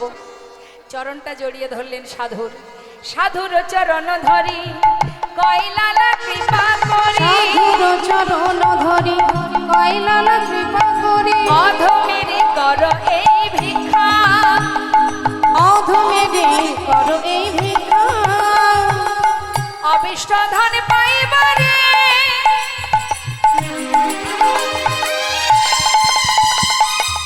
আমি ঘর ছেড়ে এসেছি ঘরে, ওই অবিষ্ট ধন পাইবারে ঘর ছেড়ে এসেছি ঘরে। ওগো ফিরিব না, কৃপা করে দাও মরে দি, ফিরিব না কৃপা করে দাও মোরে দীক্ষা, ফিরিব না, কৃপা করে দাও মরে দি, ফিরিব না কৃপা করে দাও মোরে দীক্ষা। ঘর ছেড়ে এসেছি ঘরে, ঘর ছেড়ে এসেছি ঘরে, ঘর ছেড়ে এসেছি ঘরে, ঘর ছেড়ে এসেছি ঘরে, অবিষ্ট ধন পাইবারে ঘর ছেড়ে এসেছি ঘরে, অবিষ্ট ধন পাইবারে ঘর ছেড়ে এসেছি আমি ঘরে। ফিরিব না কৃপা করে দাও মোরে দীক্ষা। ফিরিব না কৃপা করে দাও মোরে দীক্ষা। লালা এত তাড়াতাড়ি দীক্ষা তো দেওয়া যাবে না। সবে এসেছো বৃন্দাবনে, গোবিন্দের পরিবারে, তাই সংসার জীবনে কর্ম না করলে যেমন সংসার জীবনে কেউ ভালোবাসে না, ঠিক গোবিন্দের সংসারেও কর্ম করতে হবে, তবে গোবিন্দের ভালোবাসা পাবে। তা ভগবানের সংসারের কি কর্ম? বাবাজি বললেন, আমি যদি তোমায় কোনো কাজ দেই এই বৃন্দাবনে, তুমি করবে? বাবাজি তুমি যা বলবে আমি তাই করব, তুমি বলে দাও আমাকে কি করতে হবে। শোনো লালা, তুমি ছিলে বড় জমিদার, তাই তোমার কর্ম হচ্ছে এই বৃন্দাবনে যতদিন তুমি গোবিন্দের দেখা না পাবে, ততদিন তোমার কাজ হবে ভিক্ষা করা। পারবে লালা? বাবাজি তুমি যা বলবে আমি তাই করব, তবে বেশ লালা, আজ থেকে তোমার কাজ, ধরো ধরো লালা ভিক্ষার ঝুলি কাঁধে, ধরো ধরো লালা ভিক্ষার ঝুলি কাঁধে, ঘুরে এসো দ্বারে ধর ধর লালা ভিক্ষার ঝুলি কাঁধে, ঘুরে এসো দ্বারে শোনো লালা, মুখে রাধা গুণ গাও, আর ভিক্ষা মেগে নাও, কৃষ্ণ পদ করো রাধা গুণ গাও, ভিক্ষা মেগে নাও, কৃষ্ণ পদ করো সার। তুমি দাঁড়ে দাঁড়ে ভিক্ষা মেগে আনো, তুমি দাঁড়ে দাঁড়ে ভিক্ষা জামগে আনো, মুখে রাধা রাধা নাম করো, আর দাঁড়ে দাঁড়ে ভিক্ষা মেগে মুখে আনো। রাধা গুণ গানে করো, দাঁড়ে দাঁড়ে ভিক্ষা মেঘে আনো। মুখে রাধা গুণ গাও, ভিক্ষা মেঘে নাও, কৃষ্ণ পদ করো সার। মুখে রাধা গুণ গাও, ভিক্ষা মেগে নাও, কৃষ্ণ পদ করো সার। দিল কাঁধে কি ভিক্ষার ঝোলা, প্রতিদিন দাঁড়ে দাঁড়ে ভিক্ষা করে, মুখে কৃষ্ণ নাম রাধা নাম। এইভাবে দিন যায়। হঠাৎ একদিন ওই বৃন্দাবনে তার পরিবারের সঙ্গে দেখা হয়ে গেল। পরিবারে তার স্ত্রী, তার পুত্র, তার কন্যা, তারা মুর্শিদাবাদ থেকে বৃন্দাবনে গিয়ে যেই না স্বামীর সঙ্গে দেখা করলো, মা কাত্যায়নী স্বামীর এহানো বেশ দর্শন করে, সেই ভিখারির বেশ দর্শন করে নয়নের জলে বুক ভাসিয়ে কাঁদছে। স্বামী যে এত বড় জমিদার, যার এত সুখ এত শান্তি, আজ তার কাঁধে ভিক্ষার ঝুলা, হে যে আমি দেখতে পাচ্ছি না। তুমি ঘরে ফিরে চলো স্বামী, তুমি ঘরে ফিরে চলো। লালাবাবু বলে উঠলেন, কাত্যায়নী তুমি কোন ঘরে যেতে বলছো আমায়? এটাই তো আমার ঘর, আমি তো আপন ঘরে এসেছি, আর আমি কোথাও যাব না, তোমরা চলে যাও। নারায়ণ বলে উঠলেন, বাবা তুমি যদি ফিরে নাই যাবে, তাহলে বৃন্দাবনে তোমার একটি থাকবার জায়গা করে দিই। বললেন, তুই যদি করে দিস আমার কোনো বাধা নেই, আমি আর কোনো অর্থে হাত দেব না। সেই সময় নারায়ণ সুন্দর করে পিতার জন্য একটি মন্দির নির্মাণ করে দিলেন। আর সেই মন্দিরে যে বিগ্রহ স্থাপিত হলো, যার নাম কৃষ্ণচন্দ্রমা। কিন্তু ওই বিগ্রহ সেবা কিন্তু লালা দিতে পারে না, কারণ তার তো দীক্ষা হয়নি। সেবা দেওয়ার জন্য এক পূজারী রাখা হয়েছে, আর লালার কাজ কি? প্রতিদিন ভিক্ষা করা। এখন আজও আপনারা যদি বৃন্দাবনে যান, দেখতে পাবেন আজও সেই লালার মন্দির, রাধাকুণ্ডের পাড়েই লালার মন্দির আজও বর্তমান। দর্শন করে আসবেন। সেখানে ওই লালার মন্দিরে যে বিগ্রহ, তার নাম কৃষ্ণচন্দ্রমা। সেবা দেয় এক পূজারী, লালা দিতে পারে না। দেখতে দেখতে লালার বয়স হচ্ছে, কিন্তু তার মনে একটাই দুঃখ, যার জন্য জীবনের সর্বস্ব পরিত্যাগ করে ছুটে এলাম। সময়ের সাথে সাথে আয়ুরবি পশ্চিম দিকে ঢলে পড়তে চলল, এখনো তার দেখা আমি পেলাম না। হে করুণাময়, কি অপরাধ আমার, কেন তোমার দেখা পেলাম না? কি অপরাধ করেছি আমি, কেন আমার দীক্ষা হলো না? আর যে ভালো লাগে না প্রভু, নিজে হাতে তোমায় সেবা দিতে পারি না, কি অপরাধ আমার। প্রতিদিন ঠাকুর ঘরের সামনে দরজার কাছে বসে কাঁদে লালা। হঠাৎ একদিন পূজারীকে বলছে, মন্দিরের পূজারীকে, পূজারী আজ আর আমার ভিক্ষা করতে ভালো লাগছে না, আমি একটু দূরে এই গুহার মধ্যে বসে বসে ভজন করব, তুমি একটু আমাকে প্রসাদ দিয়ে আসবে, কেমন? বেশ। লালাকুন চলে গেল গুহার মধ্যে, গিয়ে আপন মনে ভজনে বসলেন। আর ভজন করতে করতে প্রতিজ্ঞা করলেন, হে দয়াময়, শুনেছি তোমাকে যদি কেউ ডাকার মতো ডাকে, তুমি নাকি দূরে থাকতে পারো না। আজ এই গুহার মধ্যে বসে রইলাম আমিও দেখতে চাই কত সময় তুমি আমার ডাকে সাড়া না দিয়ে থাকতে পারো। যত সময় তোমার দেখা না পাবো এই গুহা থেকে আমি আর বাইরে বেরোবো না। আপন মনে বসে বসে ভজন করছি। আর এদিকে মন্দিরের পূজারী যাকে বলে গেছে একটু প্রসাদ দিয়ে আসার জন্য, সেই পূজারী ভোগ নিবেদন করে প্রসাদ নিয়ে যেই না যাবে লালাকে প্রসাদ দিতে, হঠাৎ দেখছি ঝড় আর বৃষ্টি শুরু হয়ে গেল। প্রভুর কি লীলামা! লালাকে গুহা থেকে বাহির করবার জন্য ভগবান মনে মনে স্থির করলেন, লালা যখন প্রতিজ্ঞাবদ্ধ, ওকে তো গুহা থেকে বাহির করতেই হবে। তাই কি করলেন, যেই না ঝড় বৃষ্টি শুরু হলো সঙ্গে সঙ্গে পূজারী মনে মনে ভাবছে এত বৃষ্টি, কি করে যাব প্রসাদ দিতে, বৃষ্টি বন্ধ হোক তারপরে যাব। এই ভেবে প্রসাদের থালাটা বারান্দাতে রেখে ভিতর ঘরে চলে গেলেন।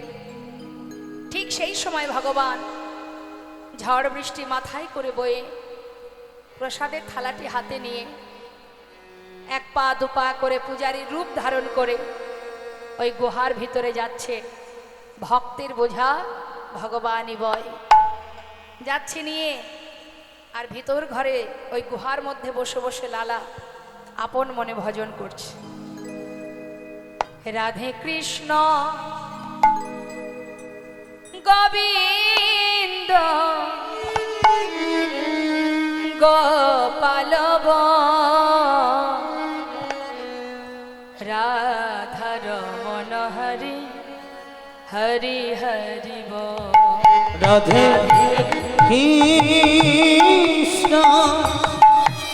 রাধে কৃষ্ণ গোবিন্দ গোপাল বল বল রাধার মন হরি হরি হরি বল। রাধে কৃষ্ণ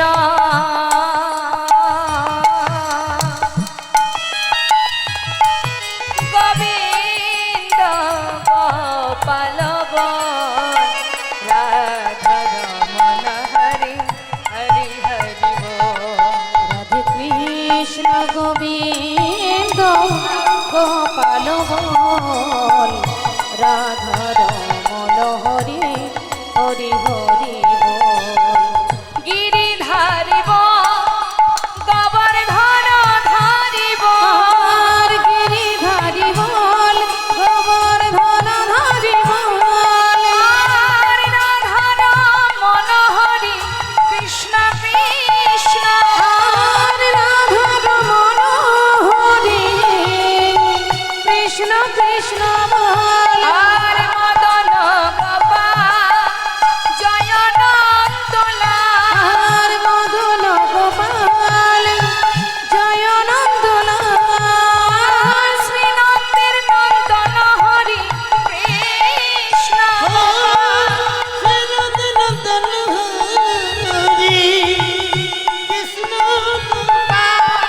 তুমি রাধা না জগতের না তুমি রাধা না জগতের না। আর তুমি রাধা না জগতের না তুমি রাধার না জগতের না। গোপী জন বল্লভ প্রভু গোপীনা রাধে কৃষ্ণ রাধে কৃষ্ণ গোবিন্দ গোপাল বল বল রাধা রমণ হরি হরি হরি বল।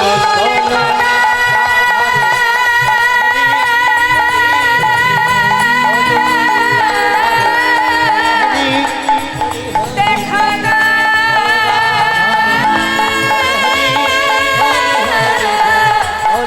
দেখা না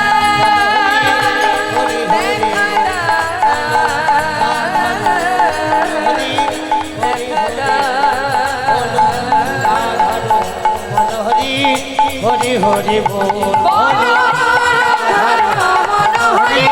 হরি হরি হরি বল। মনোহরি হরি হরি হরি দুপা করে ভগবান গিয়ে দাঁড়ালেন সম্মুখে। লালা, কে? আমি পূজারি, প্রসাদ এনেছি তোমার জন্য, খেয়ে নাও। লালা কিন্তু প্রভুকে চিনতে পারলেন না মা। প্রসাদ সেবা করবার পর প্রভু আবার চলেও গেলেন। হঠাৎ বৃষ্টি বন্ধ হয়ে গেল। মন্দিরের প্রকৃত যে পূজারী সে মনে মনে ভাবলেন, যাই, বৃষ্টি থেমেছে, এবার প্রসাদটা দিয়ে আসে। বারান্দায় এসে দেখছে থালাতে আর কোনো প্রসাদ নেই। ভাবছে হয়তো কোনো ভক্ত এসে প্রসাদ নিয়ে চলে গেছে। যা, ঘরে তো আরো আছে, তা থেকে একটু দিয়ে আসি। এই ভেবে প্রসাদ কিছুটা নিয়ে এবার প্রকৃত যে পূজারী সে গুহার মধ্যে যাচ্ছে। গিয়ে ডাকছে, লালা, লালা। কে? একটু দেরি হয়ে গেল গো, প্রচন্ড বৃষ্টি বাইরে, তাই একটু দেরি হয়ে গেছে। এই দেখো এনেছি প্রসাদ, খেয়ে নাও। তুমি প্রসাদ খাবে বলেছিলে না? প্রসাদ? আমি তো খেয়েছি। প্রসাদ খেয়েছো? কে দিয়েছে তোমায়? কেন? তুমি তো এলে, আমাকে প্রসাদ দিলে, আর আমি প্রসাদ সেবা করার পর তুমি চলেও গেলে। আমি এসেছিলাম? লালা, আমি তো আসিনি, তুমি আসনি। তবে কে এসেছিল? তোমার মতো দেখতে, তোমার মতো রূপ, তোমার মতো বেশ, তোমার মতো কণ্ঠ, ঠিক তোমারই মতো আমাকে প্রসাদ দিয়ে চলে গেল। বিশ্বাস করো লালা, আমি কিন্তু তোমার কাছে আসিনি। পূজারি, তবে কে এসেছিল আমার কাছে? একটিবার বলো না। পূজারি বলছে, লালা, তুমি চিনতে পারোনি তাকে? সে এসেছিল তোমার কাছে, তুমি তাকে চিনতে পারলে না লালা। পূজারি, তুমি কার কথা বলছো? বলো না, কে এসেছিল আমার কাছে? লালা, তুমি এখনো বুঝতে পারছো না কে এসেছিল তোমার কাছে? বারবার কেন জিজ্ঞাসা করছো লালা? পূজারি, আমাকে বলে দাও, তবে কি প্রভু এসেছিল?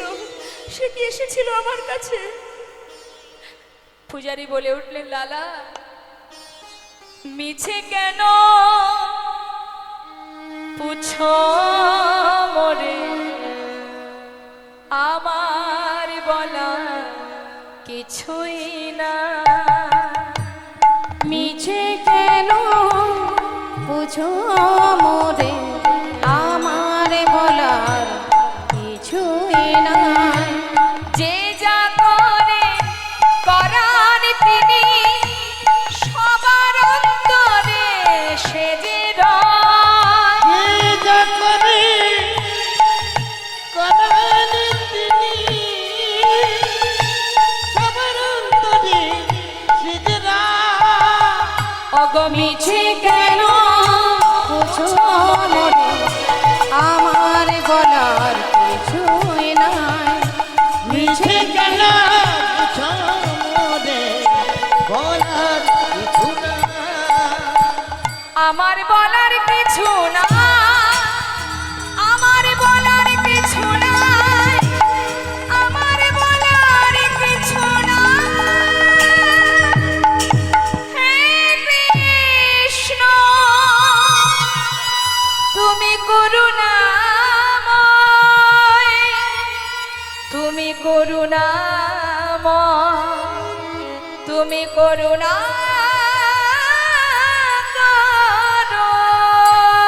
তুমি করুণাময়,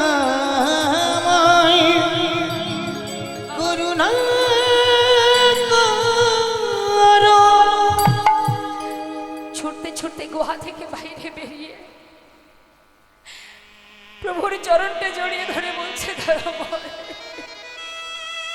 একটিবার বলে দাও, কেন তুমি আমার সঙ্গে এমন ছলনা করে যাচ্ছ? কি অপরাধ আমার? একটিবার বলো প্রভু, আর কত কাঁদাবে তুমি আমায়? আর কত কাঁদাবে? বাবাজির কাছে গিয়ে বাবাজির চরণটা জড়িয়ে ধরে বলছে, বাবাজি একটিবার বলবে তুমি কেন আমায় মন্ত্র দিচ্ছ না, কেন আমার দীক্ষা হচ্ছে না বলবে? আমি তাকে কাছে পেয়েও হারিয়েছি বাবাজি, সে দেখা দিয়েও চলে গেছে, আমি তাকে চিনতে পারিনি। বাবাজি বলছে, লালা এখনো তোমার মন্ত্র পাওয়ার সময় হয়নি, তুমি ফিরে যাও, সময় হলে আমি তোমায় নিজে এসে মন্ত্র দিয়ে যাব। বাবাজি কি আমার অপরাধ, কেন এখনো তুমি আমায় দীক্ষা দেবে না? কোন কারণে তুমি দীক্ষা দিচ্ছ না? কি অপরাধ আমার? আজ তোমায় বলতেই হবে, না হলে তোমার চরণ ছেড়ে আমি যাব না। বাবাজি বললেন, তবে শোনো, তোমাকে বলেছিলাম তুমি সবার ঘরে ভিক্ষা করবে, কারোর ঘর বাদ দেবে না, কিন্তু লালা তুমি প্রত্যেকের দ্বারে ভিক্ষা করেছ, জগৎ শেঠের ঘরে কেন ভিক্ষায় যাওনি? বাবাজি ওদের সঙ্গে আমাদের একটু পুরানো দ্বন্দ্ব আছে, সেই জন্য যায়নি। দ্বন্দ্ব কি জন্য? তুমি যখন জমিদার ছিলে, তুমি যখন জমিদারি রক্ষা করতে, তখন তোমার দ্বন্দ্ব ছিল, কিন্তু আজ তো তুমি আর জমিদার নও, আজ তো তোমার সেই জমিদারি নেই, তবে দ্বন্দ্ব কেন থাকবে লালা? শোনো, যার সঙ্গে তোমার দ্বন্দ্ব আছে তার ঘর থেকে যদি তুমি এক মুষ্টি তণ্ডুল ভিক্ষা করে আনতে পারো, তবেই আমি তোমায় মন্ত্র দেব। নিতাই গৌর হরি বল। এখান থেকে আমাদের একটা জিনিস বোঝা হলো, মা কারোর প্রতি যদি আমাদের কখনো কোনো ক্রোধ বা হিংসা থেকে থাকে, তাহলে আপনার বাড়িতে যতই আপনি বৈষ্ণব সেবা দেন, হরিবাসর করুন, যজ্ঞ করুন, সবে কিন্তু বৃথা হয়ে যাবে। যদি কারোর সঙ্গে দ্বন্দ্ব থাকে, তার ঘরে গলবস্ত্রে মাথা নত করে ভিক্ষা করে আনতে হবে এবং তাদেরকে নিমন্ত্রণ করতে হবে। তারা যদি আপনার ঘরে আসে, সসম্মানে তাদের সেবা দিতে হবে, তবেই কিন্তু আপনার এই ভগবত সেবা সার্থক হবে। তাই কখনো ভিতরে হিংসা নিয়ে, ক্রোধ নিয়ে, দ্বন্দ্ব নিয়ে, বিবাদ নিয়ে কোনোদিন ভগবত কৃপা লাভ করা যায় না। যাও লালা, যার সঙ্গে এতদিনের শত্রুতা, এতদিনের দ্বন্দ্ব, তার ঘরে গিয়ে নতমস্তকে ভিক্ষা করে নিয়ে এসো, তবেই তোমার দীক্ষা হবে।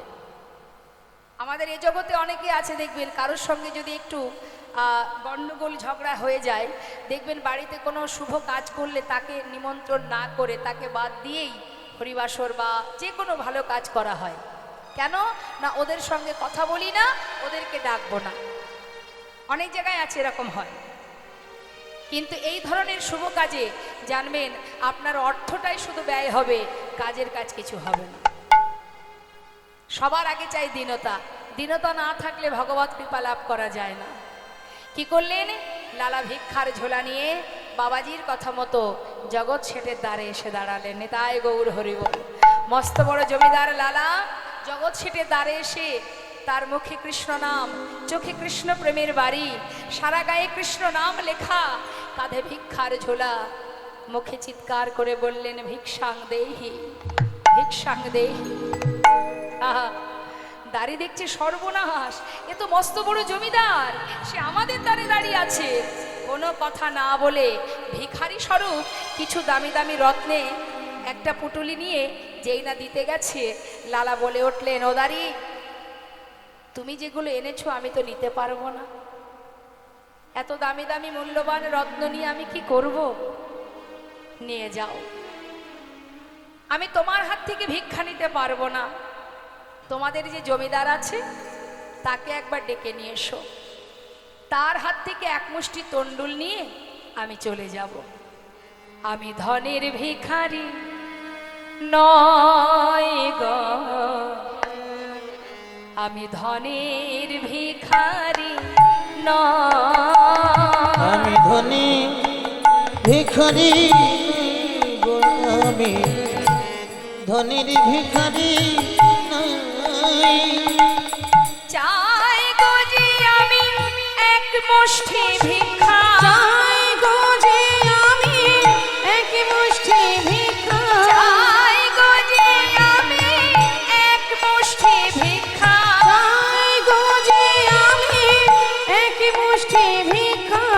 দুয়ারে দাঁড়াই রই আমি ধনের ভিখারি নই গো, আমি ধনের ভিখারি নই, আমি ধনের ভিখারি নই, আমি ধনের ভিখারি নই। দাও যদি মন এক মুষ্টি ভিক্ষা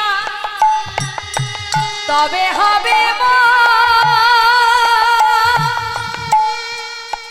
ওই গুরু পদে দীক্ষা। দাও যদি মোরে এক মুষ্টি ভিক্ষা তবে হবে মোর গুরু পদে দীক্ষা। আমি পাবো দর্শন ব্রজেন্দ্র নন্দ। আমি পাব দর্শন ব্রজেন্দ্রনন্দ। আমি পাবো দর্শন ব্রজেন্দ্র নন্দ। ওগো সে কথা তোমারই কই ধনের ভিখারি হরি বল, হরি বল। ভিখারি নয়, আজ আমি ধনের ভিখারি নয়, আজ আমি ধনের ভিখারি নয়। শুধু একটিবার তোমাদের জমিদার বাবুকে একবার নিচে নামিয়ে নিয়ে এসো। তার হাত থেকে এক মুষ্টি তণ্ডুল নিয়েই আমি চলে যাব। আমার এসব ধন ঐশ্বর্যের প্রয়োজন নেই। সঙ্গে সঙ্গে দাঁড়ি ভিতরে গিয়ে জগৎ শেঠকে বললেন, বাবু আপনার বহু পুরানো শত্রু আপনার দ্বারে এসে দাঁড়িয়ে আছে, আপনার হাত থেকে ভিক্ষা নেবে বলে। আমার শত্রু? কে সে? আর কে? আপনার পুরানো শত্রু আর কে? ওই যে লালা বাবু। লালা আমার দ্বারে এসেছে? হ্যাঁ, আপনার হাত থেকে এক মুষ্টি তণ্ডুল নিয়ে চলে যাবে। জগৎ শেঠ বলছে, বেশ, আমি দেখতে চাই তাকে। এক পা দু পা করে নিচে নেমে এলেন। এসে দেখছেন কি, সারা গায়ে কৃষ্ণ নাম লেখা, চোখে কৃষ্ণ প্রেমের বাড়ি, মুখের দিকে তাকিয়ে আছে। জগৎ শেঠ জিজ্ঞাসা করছে, তুমি যে বেশে আমার দ্বারে দাঁড়িয়ে আছো, এটা তোমার কোনো ছলনা নয় তো? এটাই তোমার প্রকৃত বেশ তো, নাকি কোনো ছলনা করে এসেছো আমার দ্বারে? লালাবাবু বলে উঠলেন, বন্ধু না না, আসিনি আজ তোমার কাছে ওগো বন্ধু কোনো ছলনা। সে দেখো ঘাটের মাঝি পার ঘাটাতে বসে ডাকছে না না,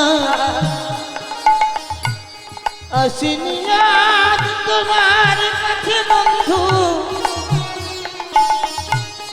আজ কোনো ছলনা। ওই দেখো ঘাটের মাঝি পার ঘাটেতে বসে ডাকিছে আমার। যদি এক মুষ্টি দাও গো ভিক্ষা, ও বন্ধু তবে হবে গুরু পদে দীক্ষা। যদি একই মুষ্টি দাও গো ভিক্ষা,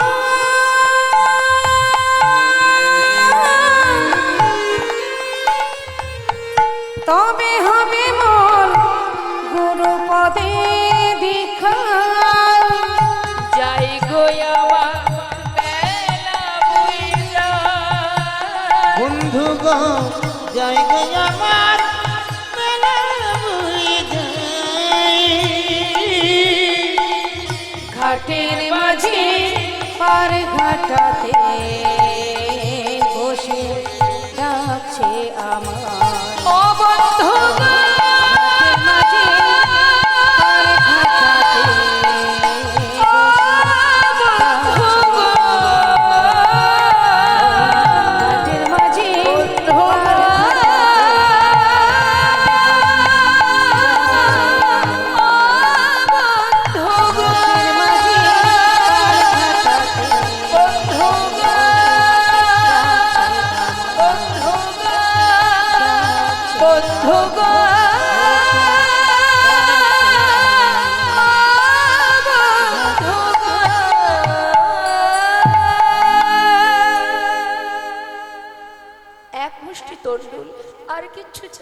থাকবে।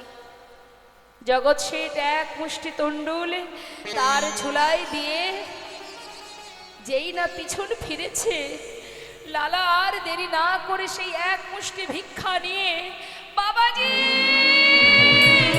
বাবাজি, এই দেখো আমি ভিক্ষা করে এনেছি বাবাজি, আমি পেরেছি বাবাজি, আমি পেরেছি, আমি জগৎ শেঠের ঘর থেকে ভিক্ষা করে এনেছি।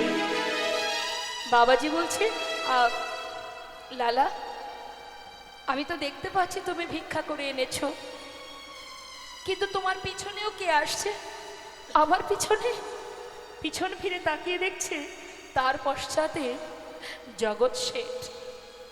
বন্ধু, বন্ধু তুমি? জগৎ শেঠ বলে উঠল, লালা তুমি যখন আমার দ্বারে গিয়ে বললে যে তোমার জীবন বেলা বয়ে যায়, আমি মনে মনে ভাবলাম তোমার যদি জীবন বেলা বয়ে যায় তবে তো আমারও জীবন বেলা বয়ে যায়। তোমাকে এক মুষ্টি তণ্ডুলি দেওয়া মাত্রই কোনো দিকে না তাকিয়ে পাগলের মতো ছুটতে ছুটতে তুমি চললে, আমি আর পিছনে ফিরে ঘরে যেতে পারলাম না। তাই তোমার পাছু পাছু আমি তোমাকে স্মরণ করতে করতে এসেছি। বন্ধু, আমাকে তোমার করে নাও, গ্রহণ করো আমায়, আমি যে সব ছেড়ে তোমার কাছে এসেছি। বাবাজি, ও আমার সেই বন্ধু যার ঘরে ভিক্ষায় গিয়েছিলাম, সর্বস্ব পরিত্যাগ করে আজ এখানে এসেছে। বাবাজি, তুমি ওকে গ্রহণ করো। বাবাজি দুজনকে একসঙ্গে মন্ত্র দান করলেন। লালা বাবু, জগৎ শেঠ দুজনে মন্ত্র পাওয়ার পর এতদিন দীক্ষা হয়নি বলে প্রভুর দেখা পায়নি, আজ যেই না মন্ত্র পেয়েছে মনের ভিতরে বাসনা দ্বিগুণ হয়ে গেছে। একবার দেখা দাও প্রভু, দেখা দাও, আর কবে তোমার কৃপা হবে? পথে পথে ঘুরে আর পাগলের ন্যায় ডাকে, আমি কেমন করে ডাকব প্রভু, বলে দাও আমায়, তুমি বলে দাও আমায়। আমি কেমন করে ডাকিব প্রভু,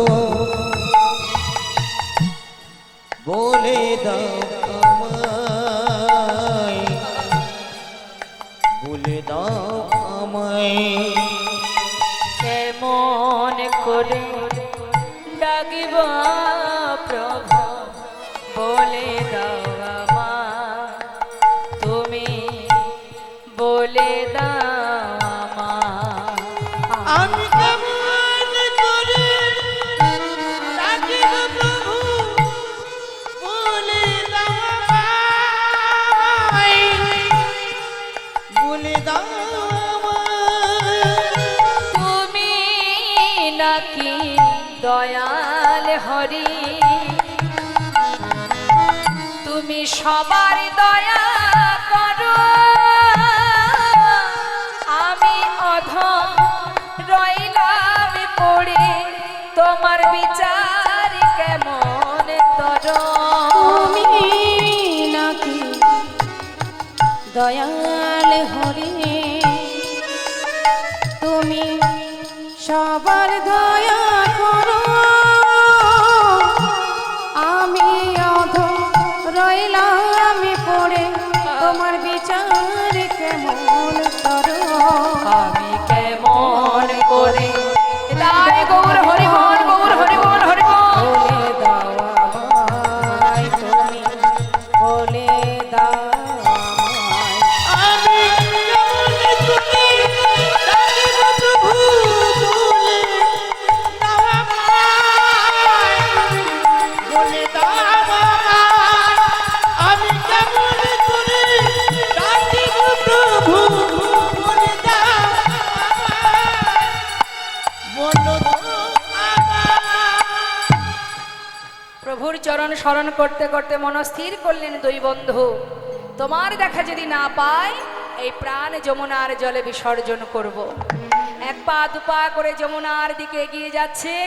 যখন যমুনার জলে এক পা দুপা করে নামছে, অনাদি আদি গোবিন্দ আর স্থির থাকতে পারলেন না। দুই ভক্তকে রক্ষা করবার জন্য যমুনার পাড়ে বালুরাশিতে ত্রিভঙ্গ বঙ্কিম ঠামে দাঁড়ালেন। ডেকে উঠলেন, লালা! কে?